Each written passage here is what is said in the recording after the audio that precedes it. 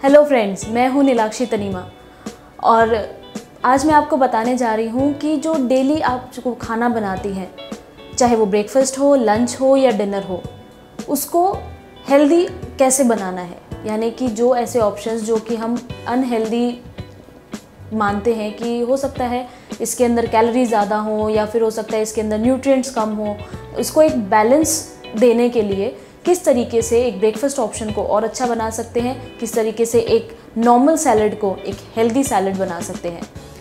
तो चलिए सबसे पहले शुरुआत करते हैं ब्रेकफास्ट से।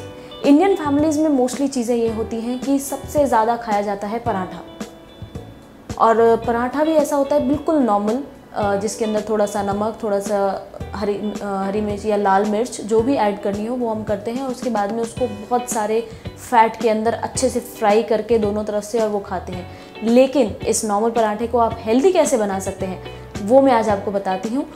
पराठा के अंदर जो आप फैट यूज़ कर रहे हैं कम से कम यूज़ करें, और उसको अच्छे से स्प्रेड करने के लिए आप एक कपड़े को या फिर किसी जो पुराना जो ब्रश है या नया ब्रश भी आप यूज़ कर सकते हैं। जो स्प्रेडिंग ब्रशेस आते हैं वो यूज़ कर सकते हैं, जिससे कि इक्वली जो है वो फैट पूरे पराठे के ऊपर लगेगा और मिनिमम से मिनिमम उसका क्वांटिटी यूज़ होगी।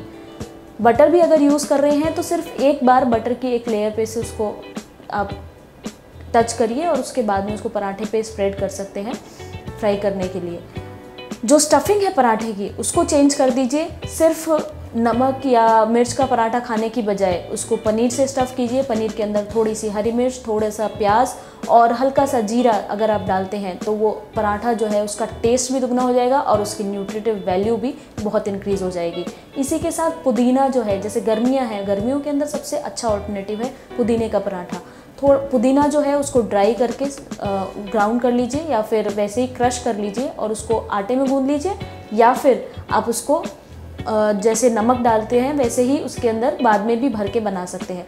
पुदीने का पराठा बना सकते हैं, इसी के साथ मेथी का पराठा है वो भी बना सकते हैं। इसके अलावा दालें जो हैं, प्रोटीन कंटेंट पराठे के अंदर इंक्रीज़ करने के लिए प्रोटीन कंटेंट इंक्रीज़ कर सकते हैं। रोस्ट करके दालों को और उसको भून करके और ग्राउंड करके यानी कि पीस के रख लीजिए।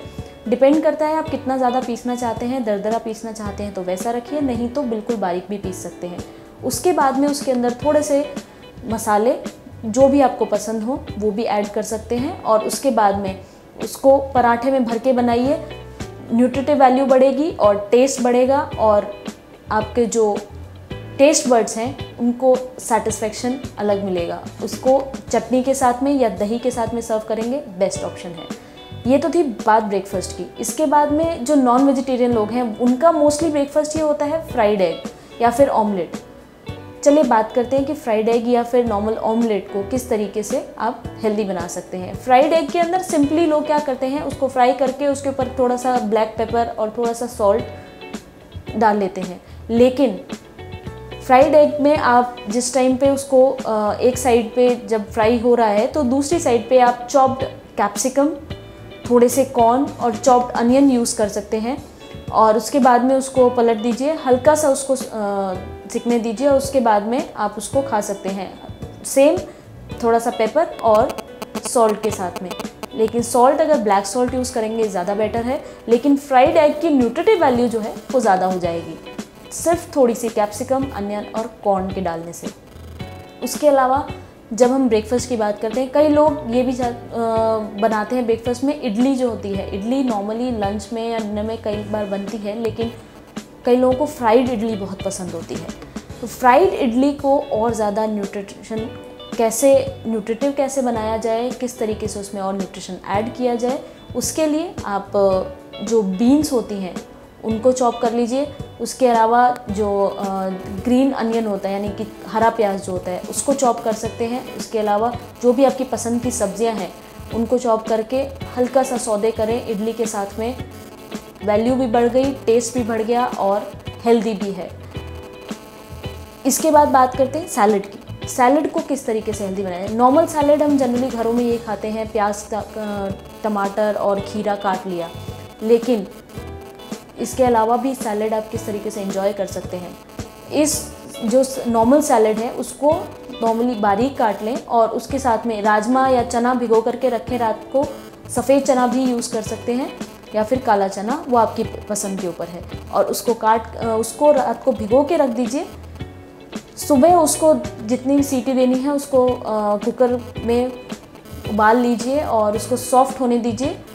सैलेड के टाइम पे, सैलेड बनाने के टाइम पे उसके अंदर चॉप्ड अनियन, कुकुम्बर, टमाटो और उसके साथ में लेमन जूस थोड़ा सा ऐड कीजिए और फिर देखिए कितना टेस्टी सैलेड बनता है। और उसके साथ में उसकी न्यूट्रिटिव वैल्यू, फाइबर वैल्यू किस हद तक इंक्रीज़ हो जाती है।